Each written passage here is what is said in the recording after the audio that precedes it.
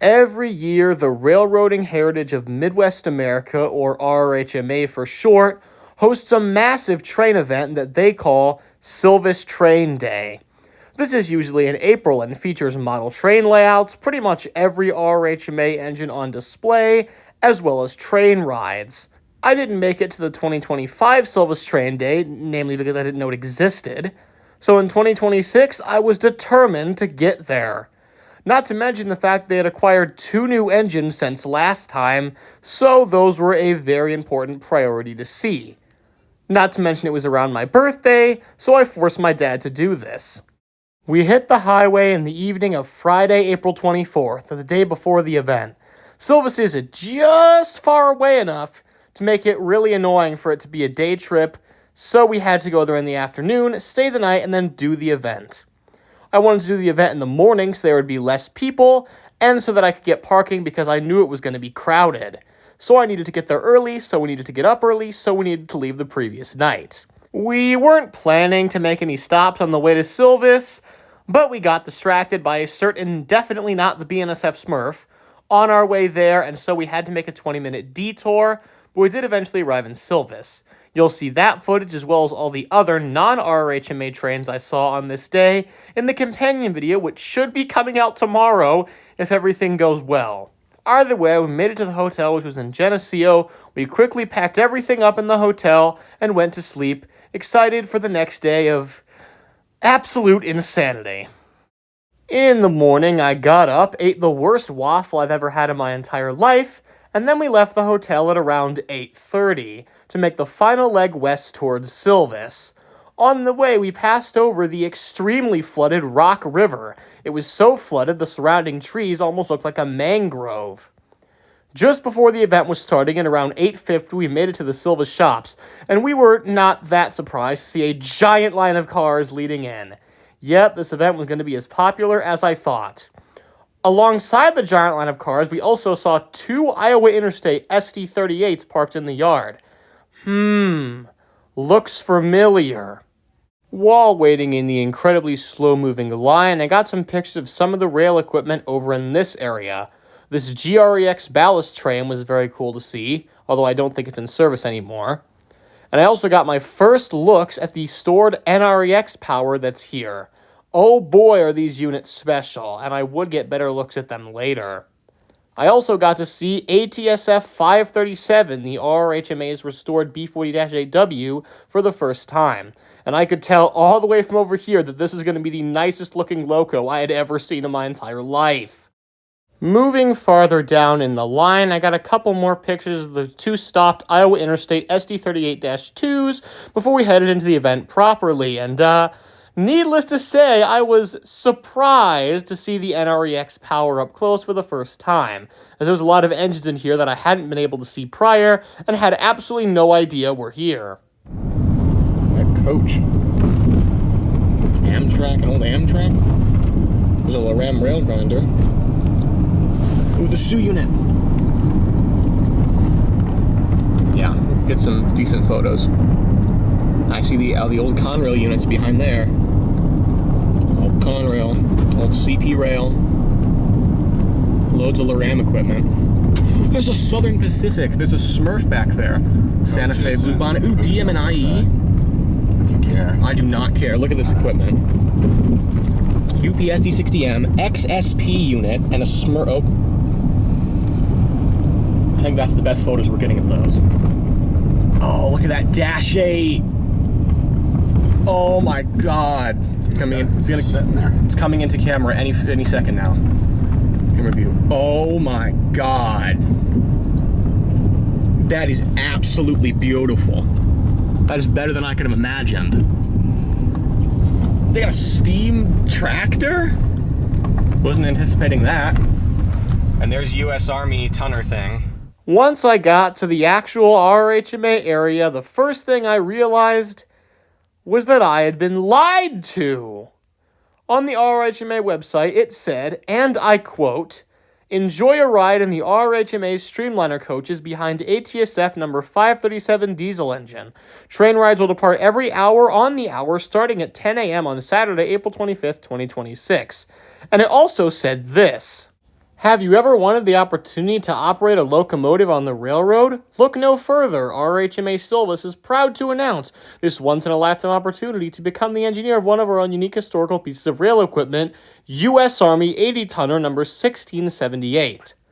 However, when I arrived, it became abundantly clear that 1678 was pulling the passenger train and 537 was doing the throttle time. I was considerably mad because I was hoping to see 537 actually pulling stuff. Alas, that wasn't going to happen. But at least I would get to see it moving, so that was something. Behind the 80-tonner were the coaches that I had seen previously used on the Centennial excursion.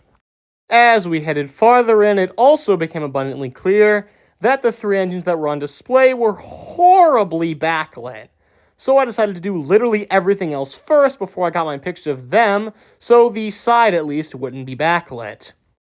The first of those other things was the shop tour, and on my way there I got a couple pictures, including some of this weird CN road rail hybrid thing. I don't know what it is. It seems like every railroad has one of these. It's based off a Jeep. It's number 1914. It's weird but kinda cute. It's CN though, so I kinda hate it. I also got some pictures of the classic cars that were on display. I hate cars. I think every single one of them is ugly. So I didn't take too many pictures except these ones, which are just for the video, so you're welcome. I also got this faraway view of ATSF 537 waiting its throttle time experiences.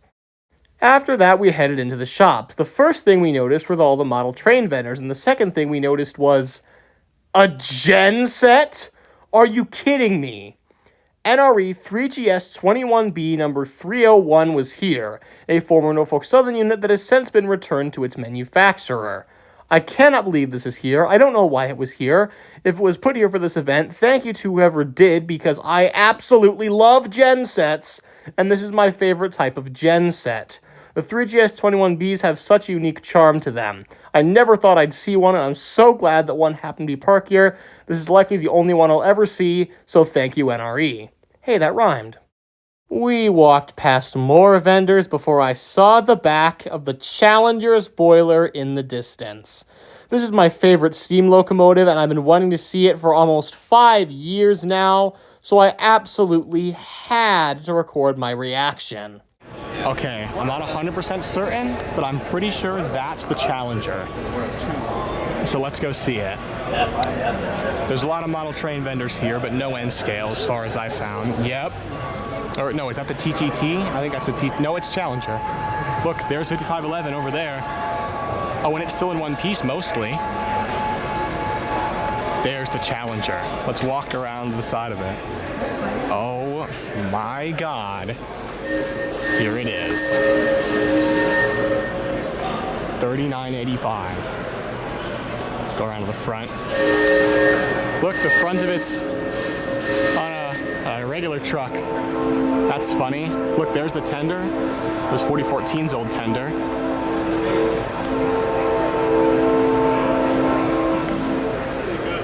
And there's the smoke box door.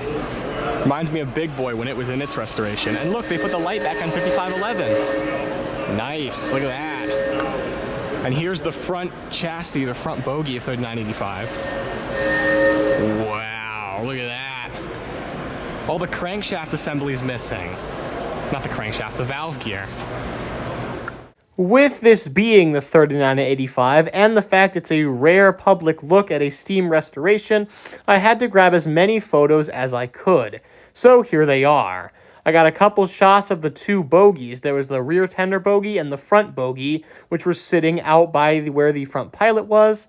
There was also the tender, which has been freshly sanded awaiting repaint. The oil tank, which is soon going to be installed in the tender for its oil conversion. A better shot of the front bogie, which is completely detached, and the cylinders were open. The cylinder heads were off, allowing you to look through the cylinders. What an awesome view that was. Nobody's going to get to see this after 3995's restoration is finished. Here's a shot of the front pilot. You can see the coupler cover is half open. Here's a shot of the main driving assembly on the front bogie. And a full side shot of the bogie as well. Here you can see the huge hinge joint that allows the front bogie to articulate. Here you can see the bottom of the tender. The wheels have been taken out for restoration. Here's another angle of the front chassis, the other side this time. And a view through this cylinder as well. This is so awesome. Here's a look inside the tender before they install the oil tank. Here's the front bogie, the unpowered one. Here's half of the cab, which is on display in front of the engine for people to take photos, which of course I did. Not going to show it because, I'm in it, but I did take one. And here's a look at the smoke box. You can see inside the boiler and all the tubes and other components I don't know the name of. As well as walking around to this side, you can see the smoke box door. They put the number plate and handrail back on specifically for this event. How awesome. This was when it really hit me. Oh my god, I'm actually seeing 3985 in person.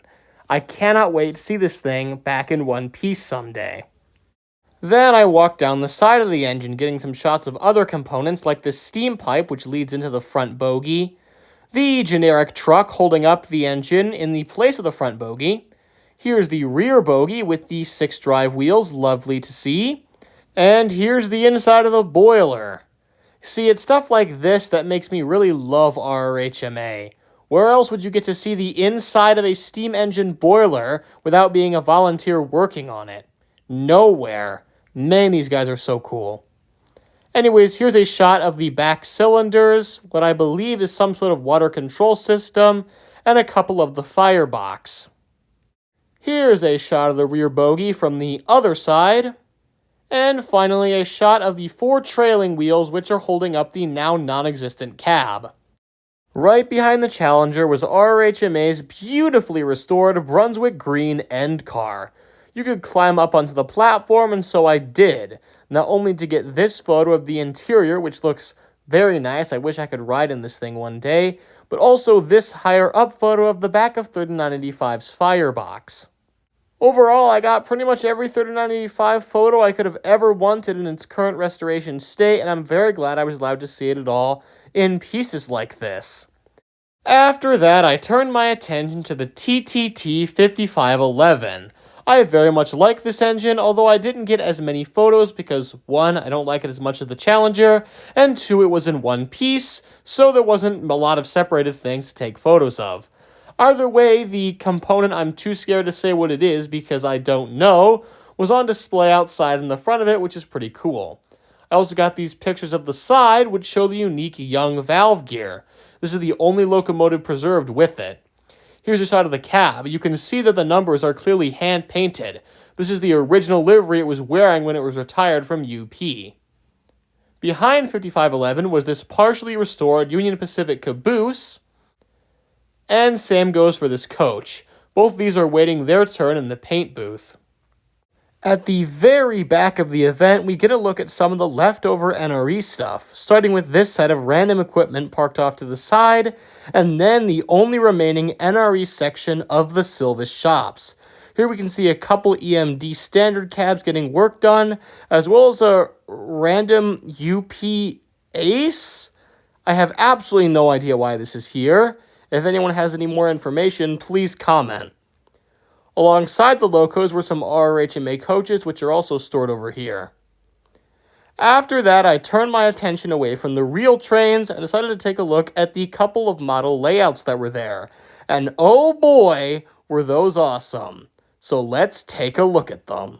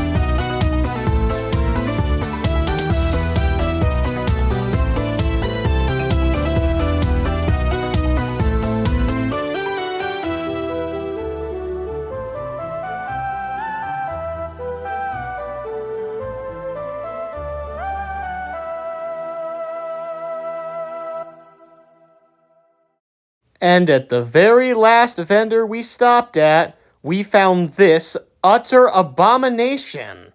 It's a Bachmann 484 Northern in the Milwaukee Road livery with an SD9 chassis. I'm not going to ask questions, this is totally something I would do with spare parts. As soon as we left the shop, we were surprised to see 1678 departing, so I quickly grabbed a shot of it.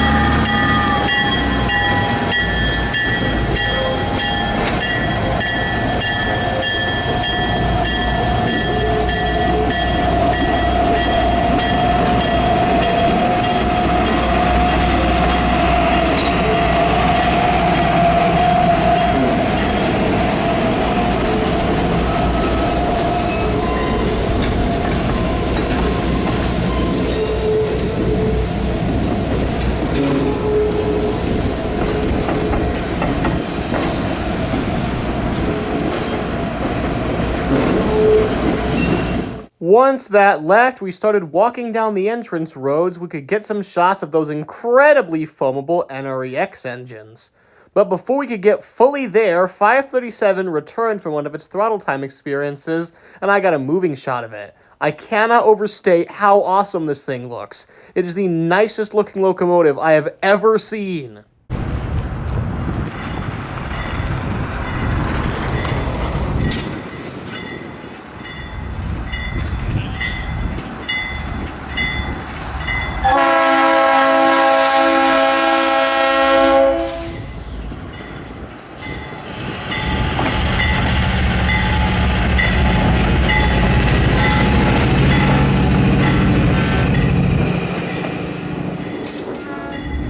I was then distracted again by the tiny CN abomination, which gave a horn salute as it passed.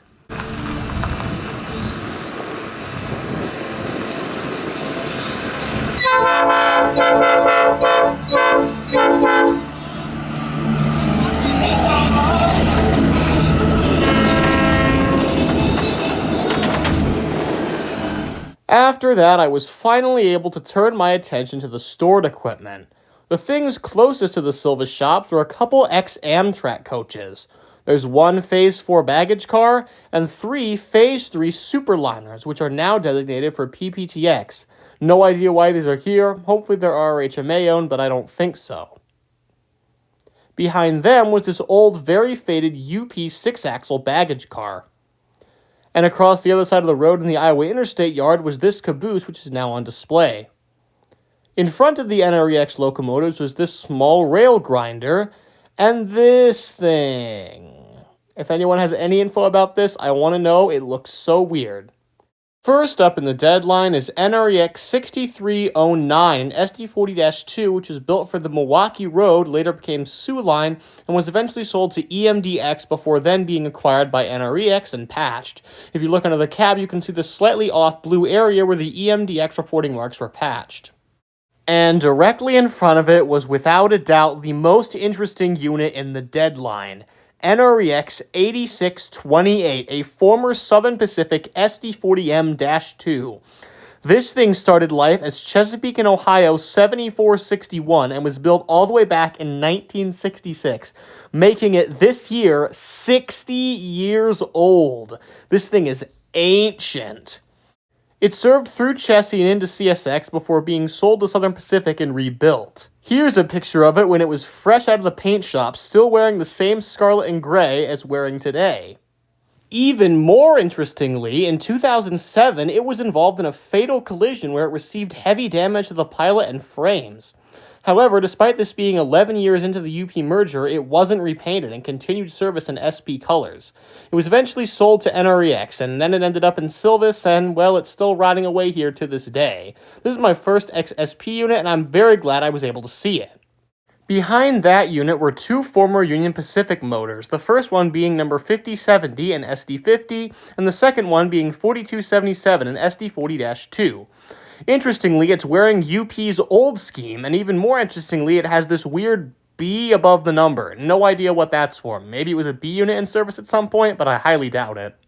Another straight SD40 is next, XBNSF number 6314, which is completely unpatched, aside from the BNSF I guess, since it still wears its Santa Fe Bluebonnet livery.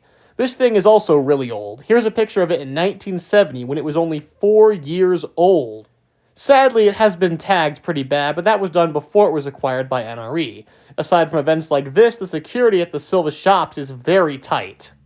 And right in front of it was the absolute highlight of the deadline and this entire portion of the trip, if I'm being completely honest.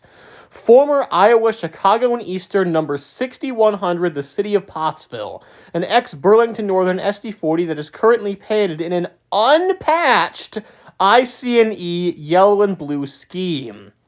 IC&E was a small railroad. They didn't have very many engines, and when they were bought out by CP, their engines became the holy grail of rail fanning on the entire CP network, almost like BC Blueberries today.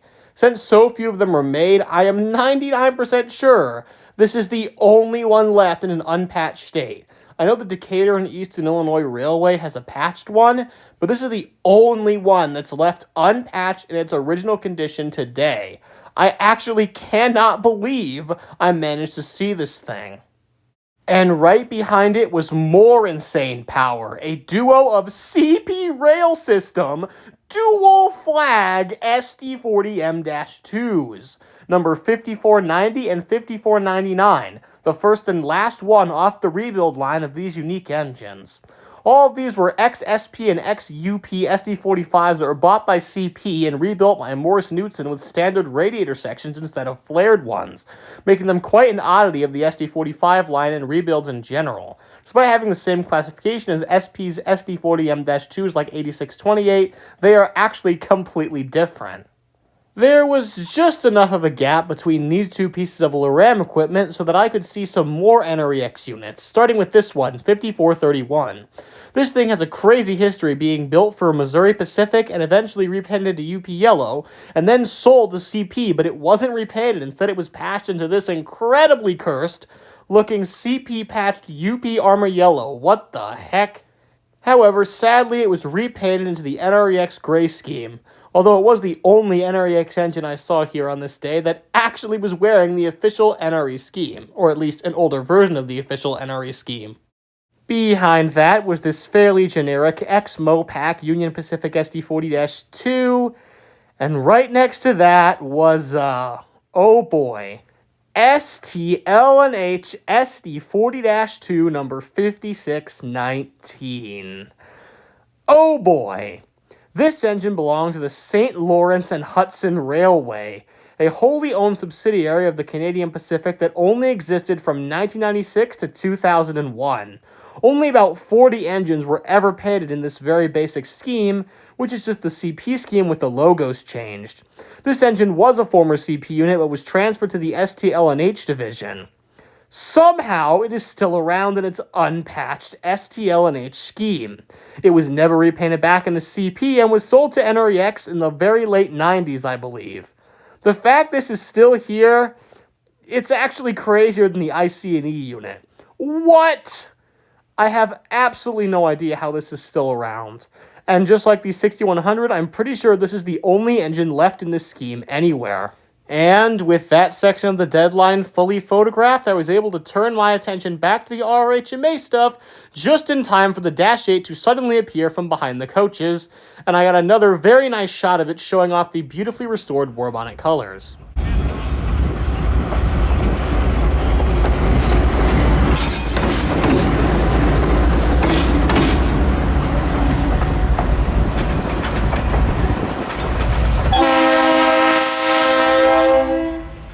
And as I walked down towards the last two engines in the deadline, I was filming the Dash 8 before the 80-tonners train surprised me, and I got a shot of it before turning back to the Dash 8.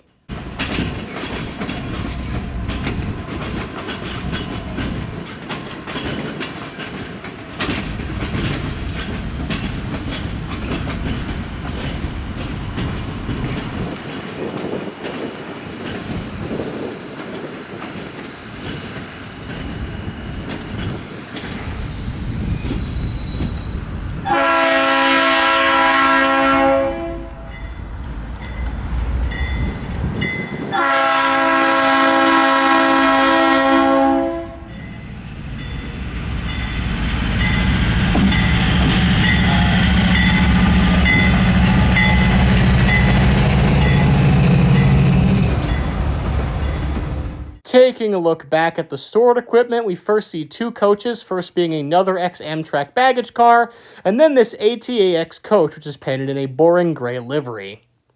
Now we see the final engines of the NREX deadline, the first being a Sioux SD40-2 number 770. There are very few Sioux units left, and even less than that are active.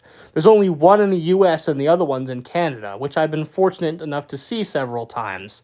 This is the only other Sioux unit I've seen besides the 4448. Pretty cool. And in front of it is another ex-EMDX SD40-2 number 6300 wearing the Smurf scheme. And the final stored locomotive over here was this EB unit. If this was NREX owned, it would be absolutely insane, but it's not, it's RRHMA. This came to them on the donation special, along with the Centennial, the Challenger, the 5511, and a bunch of coaches. I have absolutely no idea why it's just rusting away here and not in storage in their shed or something, but yeah. Don't know too much about it, but if you look closely, you can see it was once painted in Amtrak colors. As I walked back, I got more shots. First, one of the CN Abomination.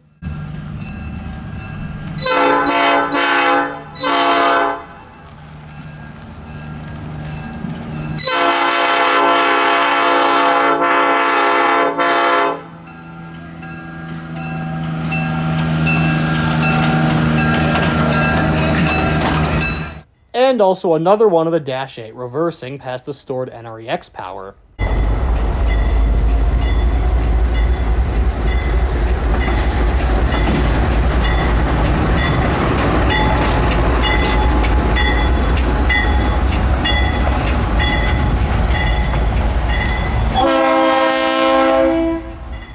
Then I heard the 80-tonner departing with another passenger train, and so I ran back to the RRHMA area and barely got there in time before it departed.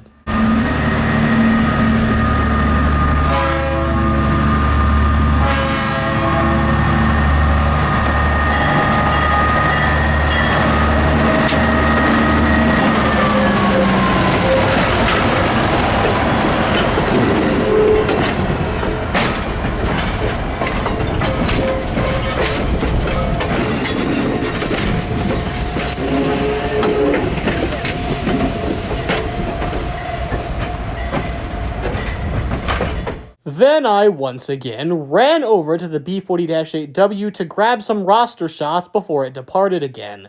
Man, these ones really do show just how good the restoration job was. However, it did eventually sneak behind the Amtrak coaches, and that was all I would see of the Dash 8 for now. With the sun now having moved into a more favorable position, I decided to head over to the three diesels that were on display so I could get proper shots of them. And on the way I stopped for this rear photo of the Genset 301.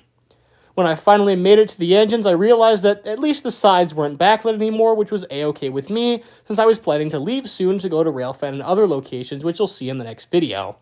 The three engines on display were Metra F40C number 611, X-Conrail SD50 number 8683, and of course UP Centennial number 6936. And as I walked around the side, I discovered this guy's horn collection, which was blasting all day, which is cool to hear. I got a couple roster shots of 6936, but nothing too crazy.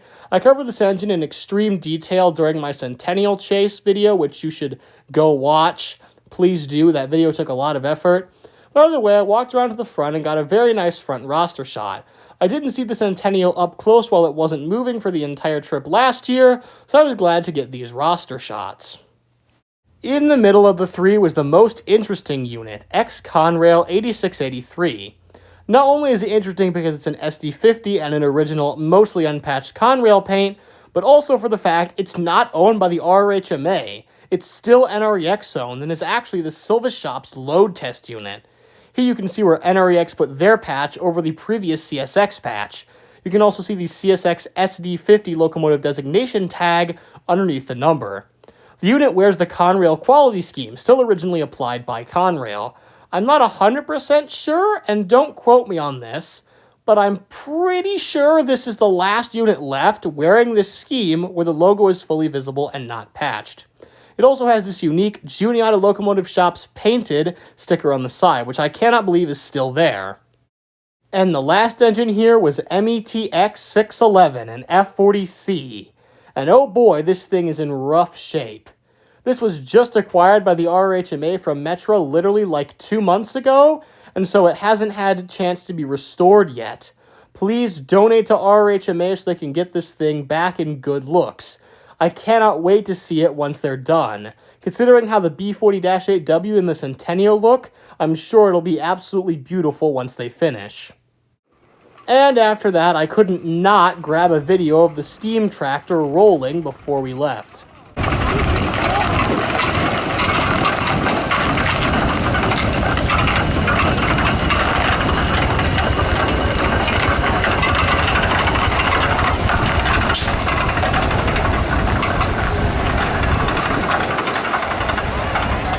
The final photos I took before getting back in the car to leave were one of this turntable and one of this old work hut shed shack thing.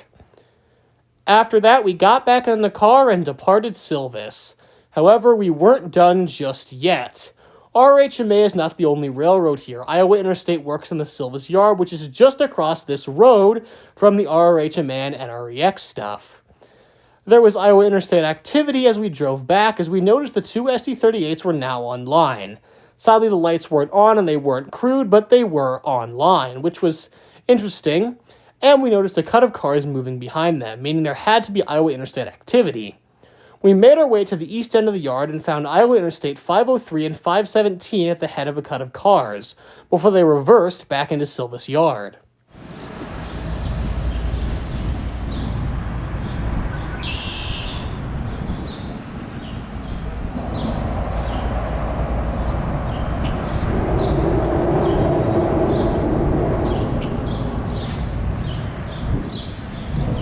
I was really hoping that they were almost done building their train and that they would leave down the line heading west. Highway 6 parallels it all the way across Illinois to Chicago, so I could get some really cool chase shots in as I had demonstrated during the Centennial excursion. However, it became blatantly obvious that it would be a long time before they finished switching, so I just grabbed this one shot of them going under the overpass and then gave up on Iowa Interstate.